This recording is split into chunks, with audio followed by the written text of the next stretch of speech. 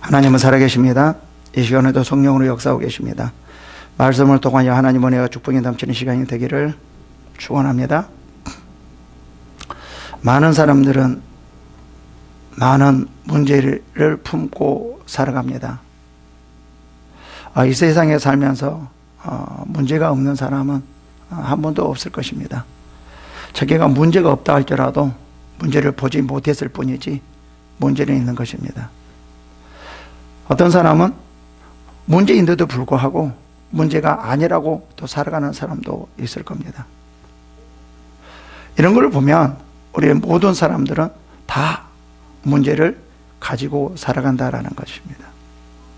이 세상에 문제를 하나도 없이 살아가는 사람은 한 명도 없습니다. 다 문제가 있습니다. 그래서 어떤 사람은 그 문제 때문에 너무 힘들어하는 사람이 있고, 어떤 사람은 문제가 문제인지 그 자체도 모르고, 힘들어도 힘든 것도 모르고, 자기가 죽어가는데도 죽어간지도 모르고 비참한 삶을 사는 사람도 있고, 어떤 사람은 문제를 알고 그 문제를 어떻게 해결할 것인가 노력하면서 살아가는 사람이 있고, 또 어떤 사람은 문제가 있는데 문제를 풀지 못하고 그 문제에 져서 고통 가운데 살아가는 사람이 있고, 어떤 사람은 문제가 있으면 그 문제를 알고 풀어가며 사람도 있고, 또 어떤 사람은 문제가 오히려 더 유익이 돼서 그 문제로 말미암아 더 잘 되는 것, 더 풍성하게 되게 만드는 사람도 있습니다. 기독교인들은 문제로 넘어가는 것이 아니라 오히려 그 문제는 기회입니다. 그래서 그 문제는 축복입니다. 그래서 하나님께서 우리들에게 뭐라고 말을 하냐면, 고난은 축복이다. 그래서 그리스도와 함께 고난을 받으라 라고 말까지도 합니다. 우리는 고난이 올 때 고난이 무서운 것이 아니라 오히려 그 고난을 통해서 그 하나님의 능력으로, 성령의 강력한 역사하심으로 말미암아 그 고난이 더 풍성함으로, 더 놀라운 역사로 우리를 만드는 겁니다. 이게 바로 성령의 능력이에요. 이게 그리스도인들의 삶이에요. 고난으로 죽는 것이 아니라, 문제로 죽는 것이 아니라 오히려 그러한 문제가 축복이 되게 만드는 것, 축복이 될 수 있게 하는 것, 이게 그리스도인이라는 거예요. 그런데 그리스도인들 중에서도 고난을 너무 무서워해요. 너무 힘들어요.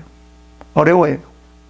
그래서 다 고난에 쌓여서 살아가는 사람도 있고, 그 고난 때문에 고통받은 사람도 있는 거예요. 그러나 그리스도 안에서는 그것은 있을 수 없는 일입니다. 왜요?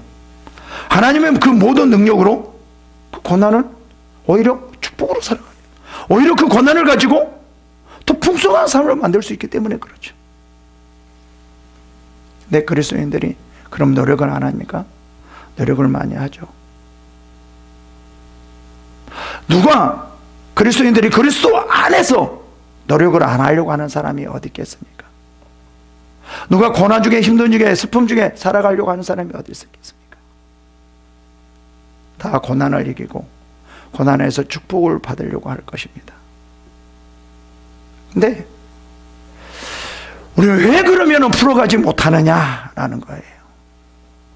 여러 가지 이 원인이 있을 것입니다. 그게 대표적인 것이 뭐냐면, 그 고난의 원인이 뭐냐 말이에요. 왜 안 되냐 이 말이에요.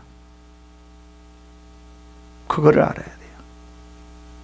원인, 왜 안 되는지, 이유, 그 원인을 알아야 돼요. 분명하게 그 원인을 알 때 우리는 그 문제를 해결할 수 있어요.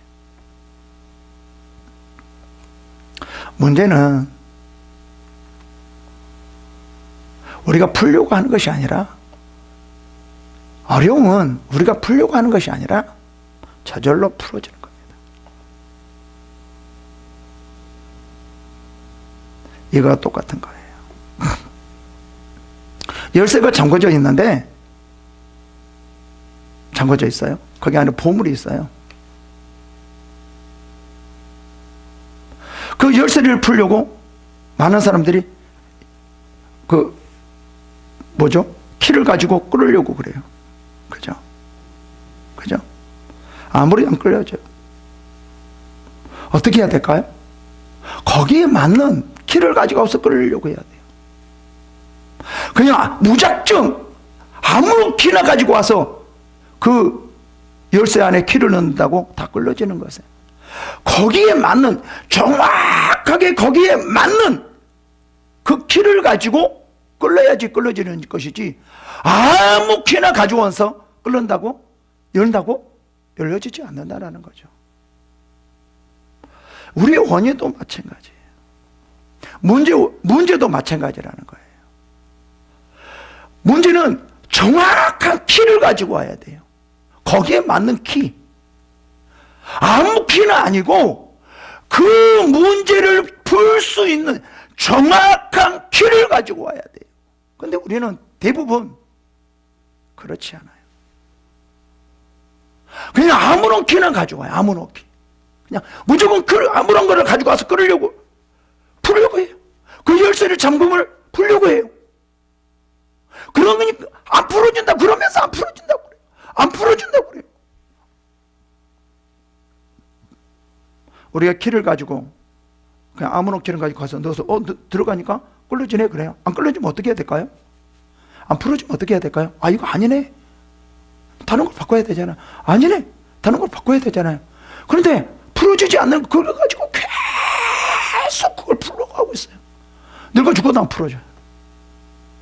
이 말은 무슨 말이냐면, 정확한 거기에 맞는 키를 가져와야지 풀어서 거기에 있는, 창고에 있는 모든 것을 다 얻을 수 있는 거죠. 그렇듯이 우리 안에 문제가 있을 때, 고난이 있을 때, 힘든 것, 여러 가지 어떤 그 무엇이 있을 때 거기에 맞는, 거기서 정확하게 풀 수 있는 키를 발견해야 돼요. 그러면 저절로 되는 거예요. 키. 이게 중요한 거예요. 정확한 키. 아무 키는 아니고 거기에 맞는 정확한 키를 가지고 그냥 살짝 풀면 풀어지잖아요. 그냥 저절로 풀어지잖아요. 하나님 안에서 왜 우리가 안 될까요? 왜 안 된다고 말을 할까요? 정확한 키를 모르기 때문에, 키를 가지고 오지 않았기 때문에. 그렇기 때문에 풀어질 수가 없죠.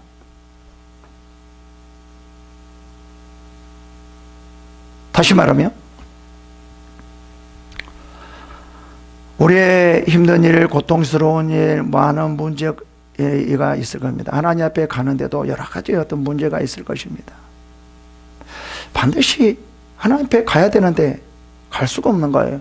먼저 풀어줘야 되는 거, 풀어줘야 되는 거예요. 풀 수가 없는 거예요. 그럼 반드시 뭐가 있을까요? 뭔가 막고 있는 게 있을 거죠. 그럼 막고 있는 것을 허물어 버리면 그냥 저절로 갈 수 있는 거잖아요. 원인이 있다라는 거예요. 내가 이렇게 힘들게 된 원인, 고난, 고통, 막고 있는 그 무엇이 있다라는 거예요. 그것을 정확하게 알아야 돼요. 어떤 사람은 이건데 이거라고 생각하고, 어떤 사람은 이건데 저거라고 생각하고, 그래서 찾다가 세월을 다 보내요.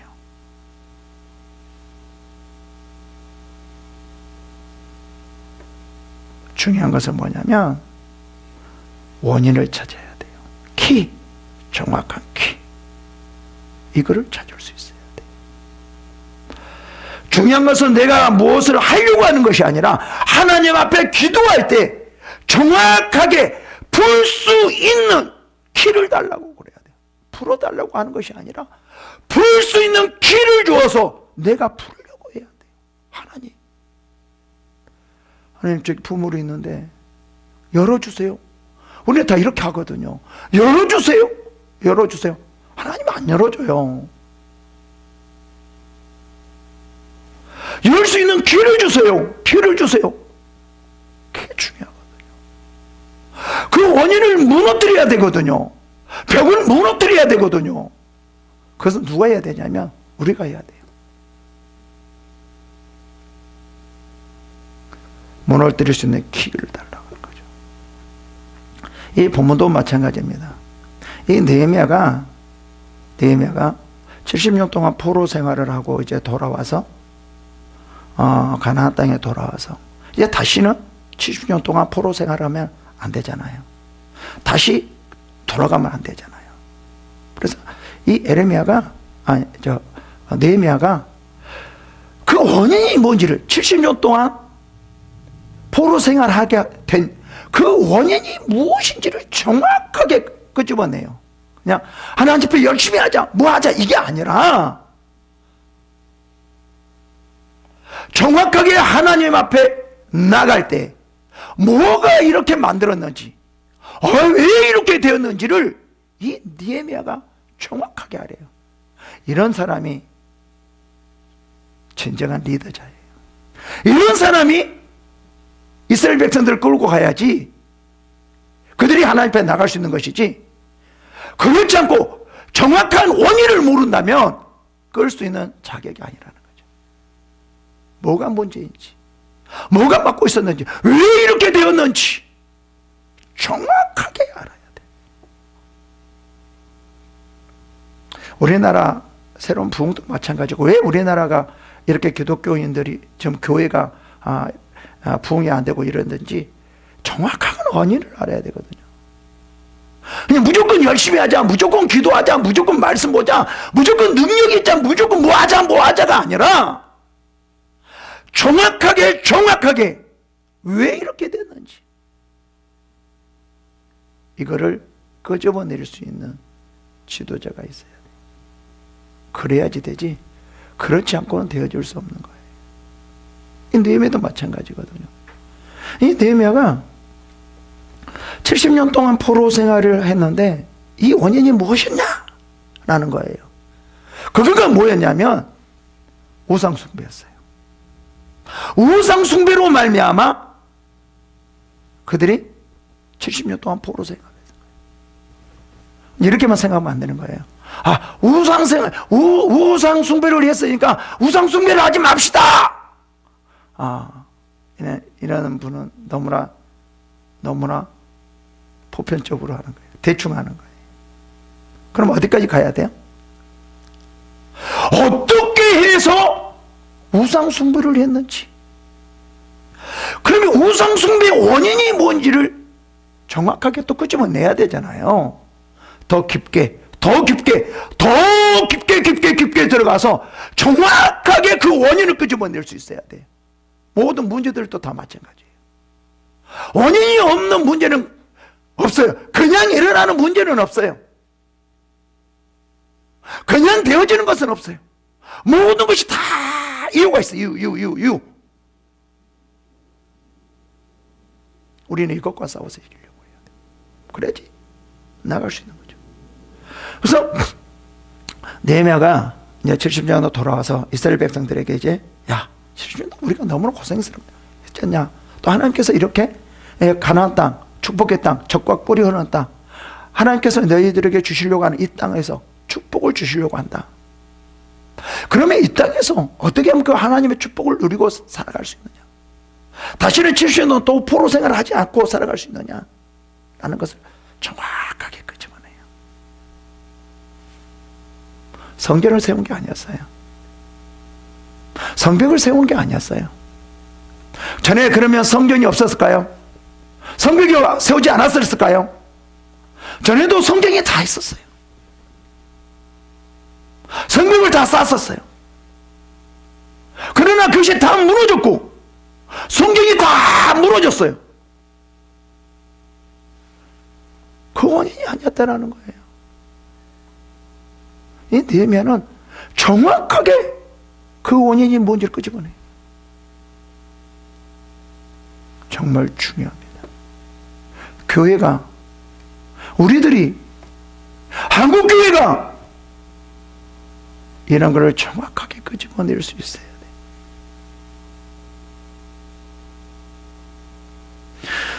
지금 여기서는 가장 큰 게 뭐였냐면 우상숭배였어요. 우상숭배. 우상숭배라는 것은 하나님을 버리는 거예요. 그렇잖아요. 다른 죄가 아니었어요. 어떤 그런 문제가 아니었어요. 우상숭배, 우상숭배. 하나님보다 다른 그 무엇을 섬기는 거, 우월하게 생각하는 거. 그게 바로 우리에게는 우상이는 거죠. 그게 가장 문제인 거예요. 그래서 이 사람들이 우상을 숭배했는데 그는 왜 우상을 숭배했을까라는 거예요. 더 깊게 들어가죠. 그게 아마는 뭐였어요? 이방인 사람들과 결혼하는 거였어요.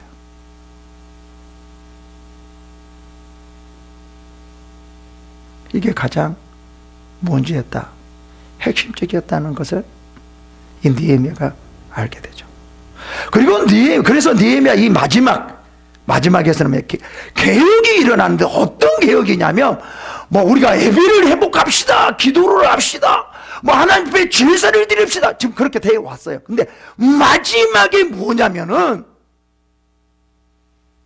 결혼의 문제였어요.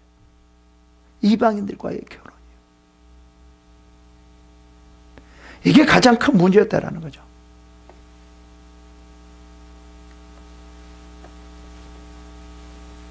그래서 이방인들에게 결혼한 사람들은 다 보내라. 계속 지금 강조하고 있거든요. 계속 보내라. 보내라. 보내라. 그럼에도 불구하고 이스라엘 백성들이 지금 그거를 보내지 못하고 있는 거예요. 느헤미야가 잠시 아닥사스 왕에 갔을 때 어떤 일이 벌어져요?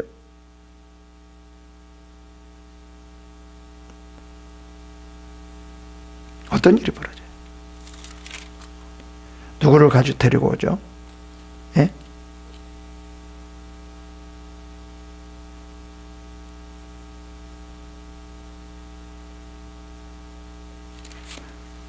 산발랏을 도비아를 세우잖아요. 성전에다가 그 창고를 주잖아요. 그래서 결국은 어떻게 돼요? 아무리 성전을 세워줬다 할지라도 그 도비아를 세우니까 레인들이 제사를 드릴 수 없게 만들어버린 거예요. 그래서 레인들이 어디 갔어요? 다 일하러 갔어요. 아무리 성전을 세웠다 할지라도, 성벽을 세웠다 할지라도 더 큰 문제가 있다라는 거죠. 그게 가장 큰 문제가 뭐였어요? 결혼하는 문제. 이방인과의 결혼하는 문제. 그래서 우리의 삶 중에 아무것도 아닌 것 같지만 그것이 큰 문제가 될 수 있고요. 그냥 넘길 수 있는 것 같지만 그것이 큰 원인이 될 수 있어요. 가장 큰 원인이 뭐냐면 하나님과의 관계에서 멀어지게 하는 것, 하나님을 의지하지 못하게 하는 것, 이게 가장 큰 죄라는 거예요. 일반적인 어떤 죄, 이런 죄가 아니라 하나님과 나의 관계에서 멀어지게 하는 것, 의지하지 못하게 하는 것,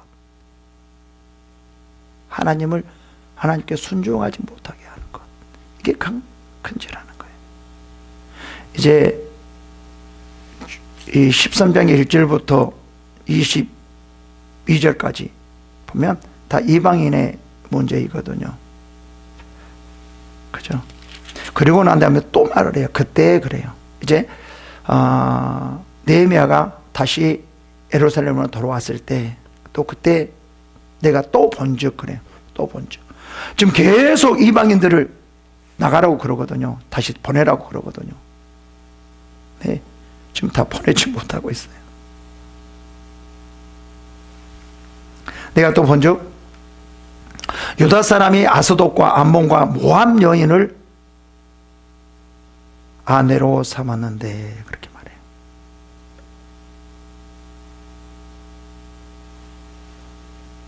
여기서는 또 뭐라고 말해요? 그렇게 지금 강조하고 있음에도 불구하고 이 이스라엘 백성들은 또 다시 제자리로 가려고 그래요. 어떻게 해요? 이방 여인을 또 아내로 삼는 거예요. 지금 이스라엘 백성들은 무엇과의 싸움이냐면 이방 여인을 아내로 삼느냐, 이방 여인을 그렇지 않느냐, 이게 가장 문제였어요. 이게 가장 큰 문제였어요.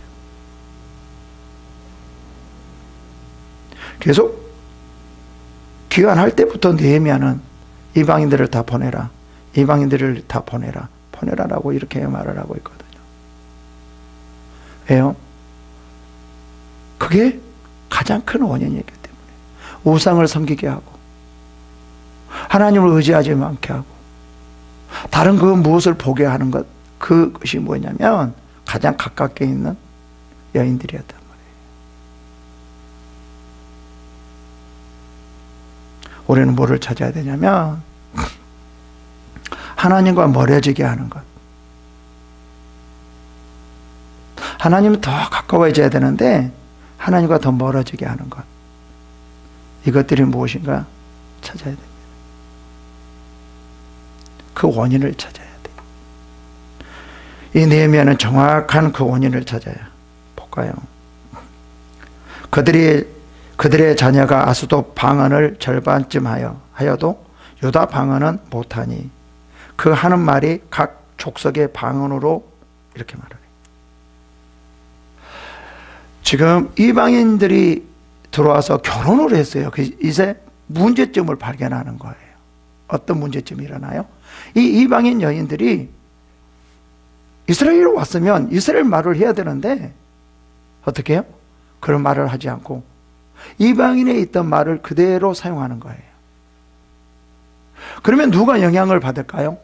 자녀들이 영향을 받을 수밖에 없죠. 그러면 이스라엘 백성들은 무슨 말을 해야 될까요? 이스라엘 나라에 오면 다들 이스라엘 말을 해야 되잖아요. 그런데 지금 어떤 일이 벌어지고 있냐면 이스라엘 말을 하는 것이 아니라 도중에는 이방인들의 말을 하는 사람들이 있다는 거예요. 이게 어떤 일이 벌어진 줄 아세요? 하나가 되지 않아요. 이 말이라는 것이 통해야 되는데 말이 통하지 않으면 이스라엘 백성들이 하나가 되지 않아요. 이 다시 말하면 정체성이 무너져 버리는 거예요. 그러면 이게 그때 시대에만 그대 사람들만 하냐? 아니에요. 무엇까지도 움직여요? 그 자녀들까지도요. 그럼 이 사람들이 이방인들의 말을 한다라고 하면 이 사람들은 그 마음속에 뭐가 있어요? 이방인의 생각들이 있는 거예요. 그럼 이 사람들이 누구하고 접촉하게 될까요? 이방인들하고 접촉할 수밖에 없어요. 다시 말하면 이 사람들이 당연하게 이방인들하고 접촉하고 이방인들의 문화를, 이방인들의 것을 가져올 수밖에 없어요. 그럼 결국 뭐까지도 가져오는 거예요? 우상까지도 가져오는 거예요. 뭐가 문제냐면 결혼이 문제가 아니라 어떤 말이 문제가 아니라 이 원인이라는 거예요. 이것으로 말미암아 우상을 가지고 오는 것, 세상의 풍습을 가지고 오는 것, 이게 안 좋다라는 거예요. 그 원인이 뭐냐? 그 원인이 뭐냐? 우상을 가지고 오고 이 세상의 풍습을 가지고 오는 게 그게 뭐냐라는 거예요. 이방인들과 결혼하는 거였어요. 이게 우리나라도 문제거든요. 기독교인들도 문제거든요. 이 기독교인들이 지금 세상의 문화에 살아요. 세상의 문화에 살아요. 이 세상의 문화에 살면서 우리가 어떤 말을 해야 되냐면 하나님의 말을 해야 돼요. 세상 사람들과 똑같은 말을 하면 안 돼요.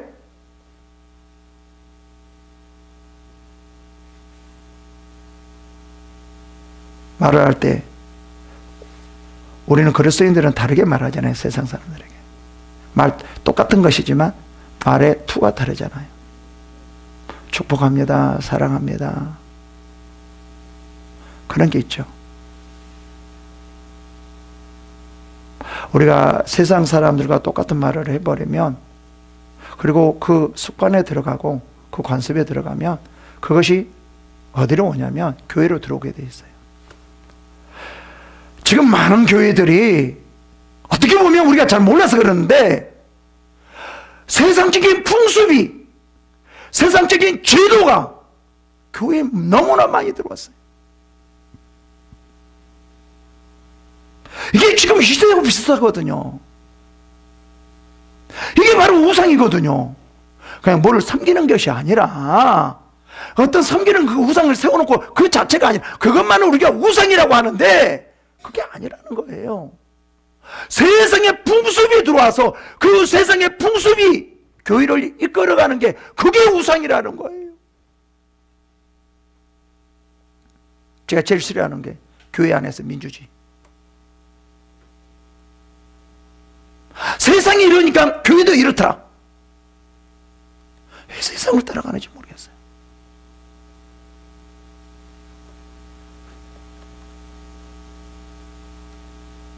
세상에 맞추어 사는 것, 이게 결국은요 우상이 우상. 지금 이스라엘 백성들이 지금 뭐 하고 있냐면요, 해외 이방인 여인을 데리고 가려고 그러냐면 그 이방인들의 풍습, 가정 안에서도 이방인의 여자들이 이방인의 풍습을 그대로 따라서 하잖아요. 그대로 그들이 버리는 것이 아니라 그대로 하는 거잖아요. 그러면 당연히 그 어머니가 그렇게 하면 그 가정들이 그렇게 되어줄 수밖에 없거든요. 이게 무서운 거거든요. 이스라엘 정체성이 무너져 버리거든요. 이 교회가 이스라엘 세상의 풍습을 가지고 오면 이 교회 안에 정체성이 무너져 버린 거예요. 지금 상담도 마찬가지거든요. 지금 상담을 하는데 깊게 들어가면 세상적인 상담이 너무 많아요. 너무 많아요. 성령으로 하려고 하지 않아요. 세상적인 풍습이 들어오니까 성령이 없어졌어. 그 안에 하나님이 없어. 하나님 말을 하지만 실제로는 그렇지 않아요. 그런 경우가 너무 많이 있어요. 왜 그럴까요? 세상적인 상담을 가지고 왔기 때문에.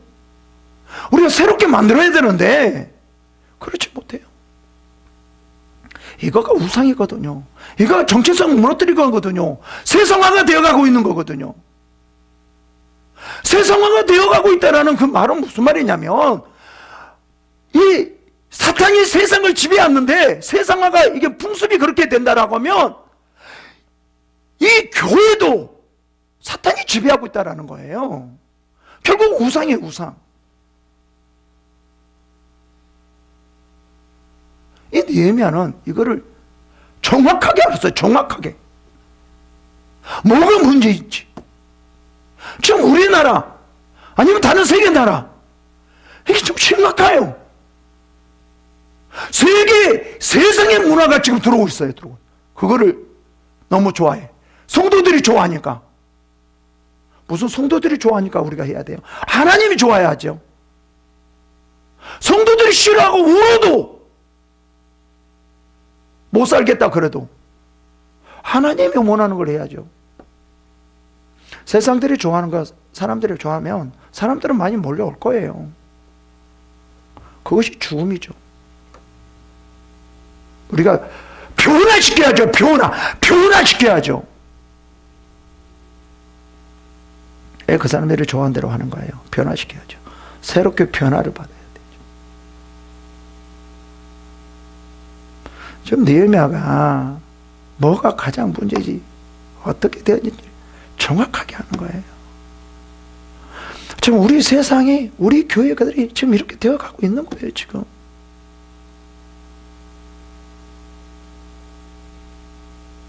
힘들더라도 어렵더라도 그렇게 하면 안 된다고 분명히 말을 해요. 여기 말이거든요. 말. 이런 것들이 지금 들어와요. 이 말이 어쩔 수가 없는 거예요. 세상 문화를 들어올 수밖에 없게 만드는 거예요. 이방인의 풍습을 들어올 수밖에 없게 만드는 거예요. 그래서 다 쫓아버려야 돼. 다 보내야 돼. 힘들더라도, 어렵더라도, 뭔가 잘 안 굴러간다 할지라도, 잘 되어지지 않는다 할지라도, 하나님은 그거가 잘 되고 잘 굴러가, 그거하고 상관없어요. 하나님 옆에 순종하느냐, 순종하느냐. 이게 더 중요하거든요. 25절 볼까요? 그래서 내가 그들을 책망하고 저주하며 그들 중 몇 사람을 때리고 그들의 머리털을 뽑고 이러되 너희는 너희 딸들을 그들의 아들들을 주지 말고 너희 아들들이나 너희를 위하여 그 딸들을 데려오지 아니하겠다고 하나님을 가르쳐 맹세하라 하고, 어떻게까지도 하는 거예요 지금? 예? 책망하고 저주하고 그 중에 몇 사람을 때리고 뭐 하라고? 또 뭐 했다고? 머리끄댕이를 뽑고, 완전히 머리끄댕이를 자꾸 뽑아버렸대. 참 과격하죠. 이야, 머리끄댕이를 잡아가지고 뽑은다는 말은 별로 없거든요. 아마 이랬을 것 같아. 머리끄댕이를 끌고 막 질질 끌고 다녔는 것 같아. 그죠? 너 할래 안 할래? 너 가!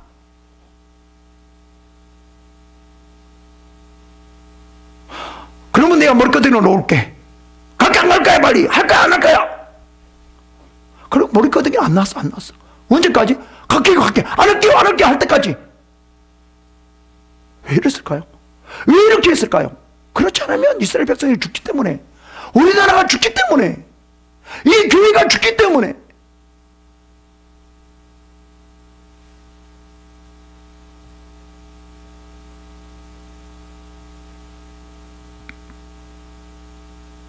우리는 이 머리끄댕이를 자꾸 질질 끌고 다닐 정도로 이렇게 해야 되겠죠. 그죠?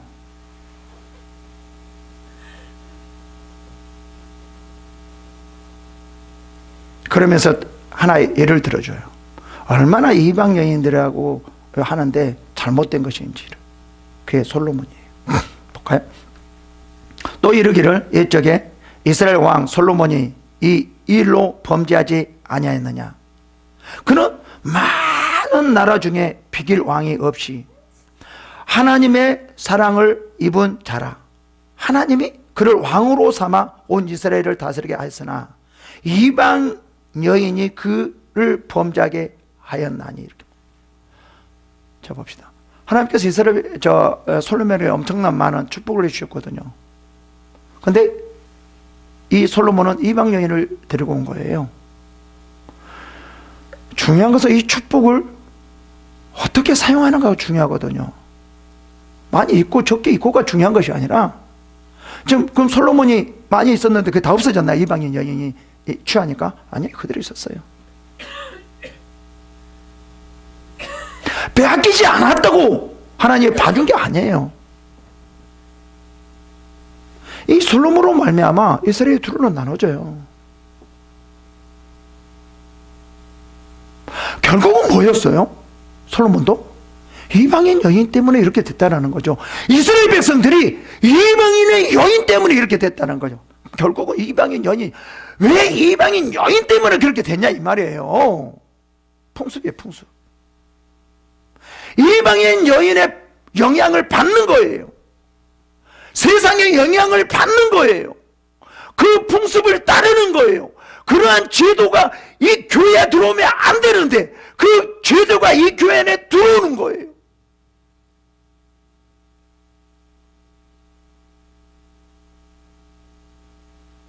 세상에 아무리 좋은 제도라 할지라도 교회 가져오면 안 되는 거예요. 쉽게 좋게 빠르게 눈에 보기에 아름다울지라도 세상 것을 들으면 안 되는 거예요. 그 우상. 그걸로 말미암아 교회는 좋을 것 같지만 망해가고 있는 거예요.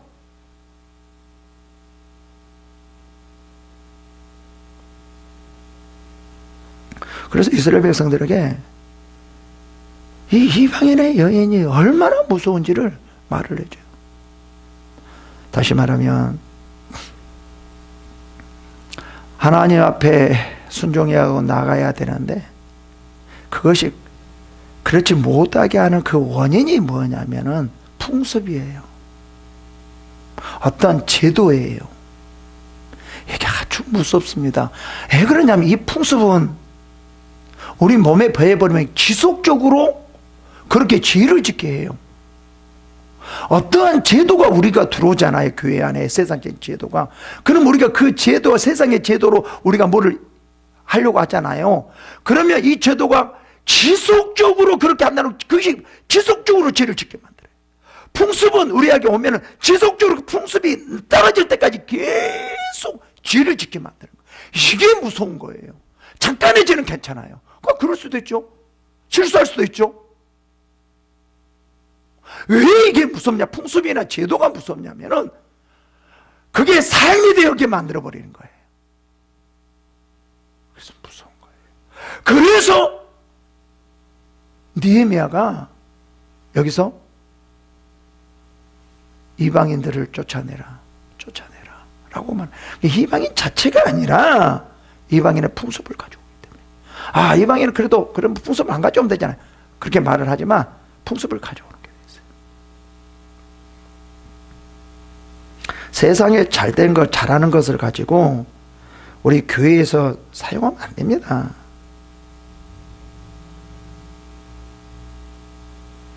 교회 안에서 새롭게 변해야 돼요. 성령으로 새롭게 변화돼야 돼요. 그걸 가지고 사용해야 돼요.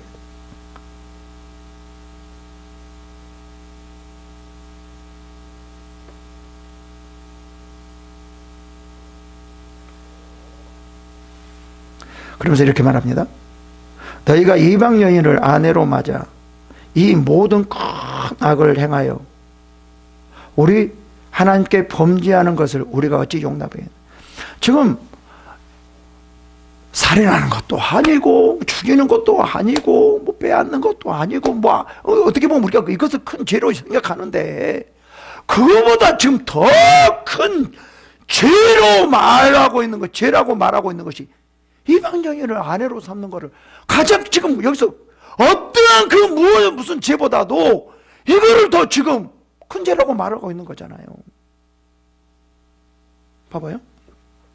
이방인을 아내로 맞아 이 모든 큰 악을 행하여 그렇게 말하거든요. 다른 죄로 말 않거든요. 다른 어떤 죄악을 말하지 않거든요. 이게 얼마나 무서운지를 느헤미야는 절실히 알고 깨달은 거예요. 어떤 풍습과 세상의 풍습이 들어오는 거, 어떤 제도적인 것들이 들어오는 거, 나는 이게 가장 무섭다고 생각해요. 특히 제가 알기로는 상담, 심리적인 상담, 무슨 상담, 이게 과관이 아니에요.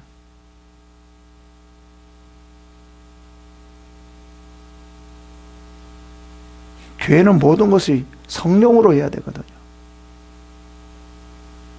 여기서 이 아내들이 하나님의 말씀으로 하지 못하게 하는 것, 이게 무서운 거라고요. 그래서 뭐라고 말해요? 우리 하나님께 범죄하는 것을 우리가 어찌 용납하겠느냐. 그래서 머리끄댕이 꺾고 그러잖아요. 그죠? 때리고.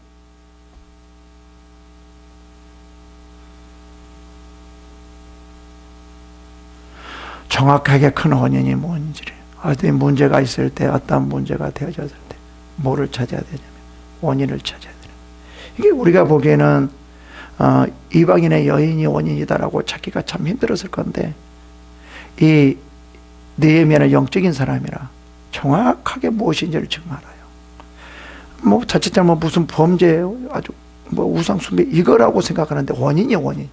우상 숭배가 중요한 것이 아니라 우상 숭배를 하게끔 하는 그런 원인이라는 거예요.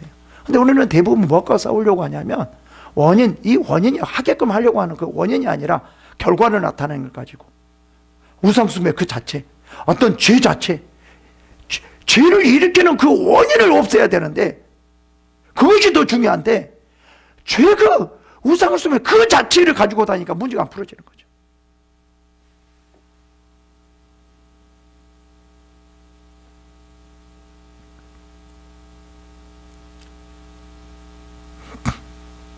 자, 볼까요 또? 내 하나님이여 그들이 제사장 직분을 더럽히고 제사장의 직분과 레위 사람들에 대한 언약을 어겼사오니 그들을 기억하옵소서. 지금 뭐가 이렇게 만들었어요? 이방인이요.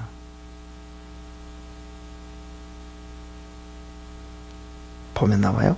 내가 이와 같이 그들에게 이방 사람을 떠나게 하여 그들을 깨끗하게 하고 또 제사장과 레위 사람들의 반열을 세워 각각 자기 일을 맡게 하고,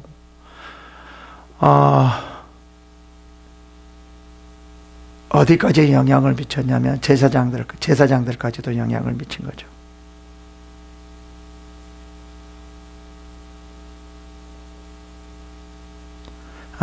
이방인의 풍습이나 제도가 이렇게 무섭습니다.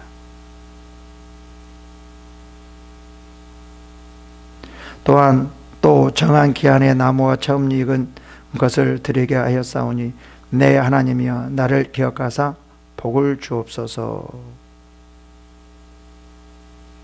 지금 이게 무슨 말이죠? 뭐를 말하고요? 이방인들을 보내가 나는 후에 이렇게 한다라는 거죠. 그 원인을 없애고 난 다음에 무엇이 이렇게 있느냐? 이게 중요하거든요. 나타나는 현실이 중요한 것이 아니라 그것이 나타나게 현실이 되게끔 하는 그 원인, 그것이 무엇이냐? 이거를 정확하게 알아야 돼요. 우리가 기도할 때도 그 자체 원인을 없애는 것이 아니라, 그 자체 현실에 나타나는 것을 없애는 것이 아니라 그 원인을 나타나게 하는 것. 그래야지 완전히 승리하는 거예요. 이러한 축복이 임하시기를 축원합니다. 기도하겠습니다.